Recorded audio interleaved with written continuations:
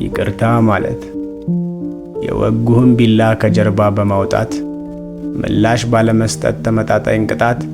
የሰነዘሩበት የጭካኔ መጠን መራራት የሌለው ቢሆንም መሰይጠን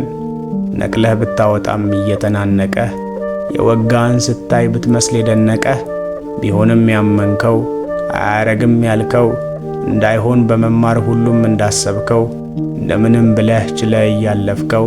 ስበ የወጣውን ከሰይፍ የረዘመ የጋለውን ቢላ ስልነቱን ስታይ ሊያልፍ እንደሚችል ሊያውም ያንተን ገላ እያመመህ ነቅለህ ደግሞ ቀን ይመጣል የወጋህ ከደጅህ ያንኑ ስል ቢላ ብትይዝም በእጅህ ወጋኝ ያልከው ፊትህ አንተ ደግሞ ኋላ አገር ሰላም ብሎ እሱ በቆመበት ሳይታየው ጥላህ ልብህ ሊመረመር ልትፈተን ያኔ ልትለው በምትችል ይኸውና ቀኔ አንድ ሰው ምስክር በሌለበት ቦታ ሁሉ ተመቻችቶ ቢላህን በመጣል ማልበስ ነው ይቅርታ ካባህን አውጥቶ።